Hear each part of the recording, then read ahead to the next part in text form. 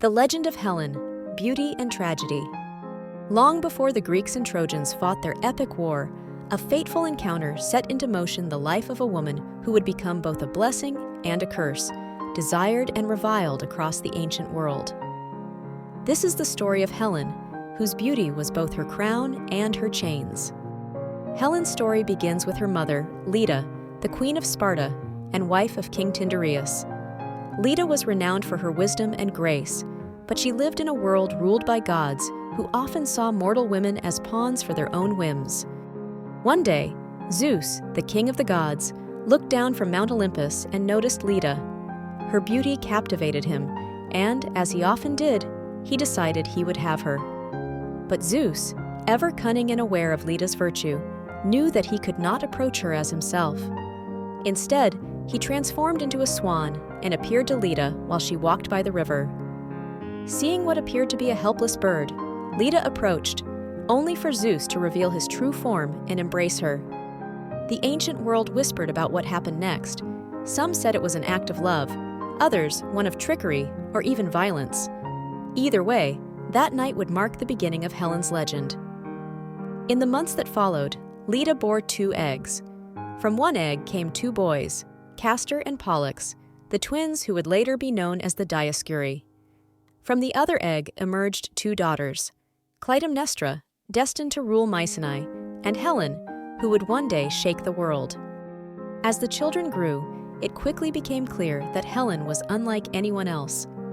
Her beauty, even as a child, was otherworldly, and people whispered that she must be more than mortal, for she seemed to glow with an unnatural light. As she grew into womanhood, Helen became the pride of Sparta, but also a mystery. Some in the palace feared her, as though her beauty were a sign of divine trouble to come. In Helen's early years, she found solace in her family, especially her brothers, Castor and Pollux, and her sister, Clytemnestra. Together, they were a close-knit group who played and trained under the watchful eyes of Sparta's nobility. But Helen knew even then that she was different, set apart by the burden of her beauty and her mysterious origins. As her beauty grew, so did the attention she attracted. Suitors from all across Greece came to Sparta to seek her hand, and though she was barely more than a girl, she understood that her life was no longer hers to control. When Helen reached the age to marry, her father, Tyndareus, faced a dilemma. Dozens of suitors arrived in Sparta, each more powerful than the last. There was Menelaus of Mycenae, a warrior and brother to the ambitious king Agamemnon, Ajax, the giant of Salamis, Odysseus, the cunning prince of Ithaca, and others who were equally determined to win her. Tyndareus knew that if he chose one, the others would be angered, and war might erupt among the Greeks. So he accepted a proposal from Odysseus, who, though he desired Helen, desired peace more. Odysseus suggested that each suitor swear an oath. Whoever won Helen's hand would have the protection of all the others. They would all pledge to defend her marriage, no matter what.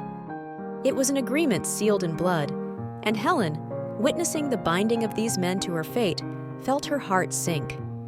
She would belong to a man she did not choose, and she would be the prize around which alliances were made and oaths sworn. In the end, it was Menelaus who claimed her hand. He was strong, fair, and noble, and Helen saw that he would be a kind husband. But there was a part of her that felt cold as she walked down the aisle, knowing her heart was being given away as part of a bargain she never chose. Helen lived as Menelaus's queen in Sparta, and for a time, she settled into her role. She bore him a daughter, Hermione, and tried to find contentment in the life fate had dealt her. Menelaus treated her well, with honor and respect, but she felt as though she were an ornament in his court, a queen to be admired but not understood. In those quiet moments alone, Helen would walk along the palace walls or the olive groves beyond, feeling the weight of her life pressing down upon her. She was beautiful, but she was trapped. Her choices, her heart, her very identity bound by the expectations of others. She wondered if the gods, her supposed family, had ever considered her happiness, or if she was merely a pawn in their cosmic games. Then came Paris, a Trojan prince, whose visit to Sparta would alter Helen's fate, and the fate of 2 entire kingdoms. Paris had been chosen by the goddess Aphrodite to receive her favor after he awarded her the title of the fairest in a divine contest. In return, Aphrodite promised him the most beautiful woman in the world, Helen. When Paris arrived in Sparta, Helen felt an unfamiliar thrill as she looked at him. He was unlike Menelaus and the men of Greece. There was a certain gentleness to him, an allure that intrigued her. For the first time, someone looked at her not as a prize, but as a person. Paris saw Helen, not simply her beauty, and in his presence, she felt the possibility of a life that was truly hers. Under the spell of Aphrodite and her own desires, Helen chose to leave Sparta with Paris. She knew the choice was dangerous, but it was the first choice that felt truly hers. They fled together across the sea to Troy, a city of music and color, where Helen believed she could be free. Yet Helen's departure could not be so simple.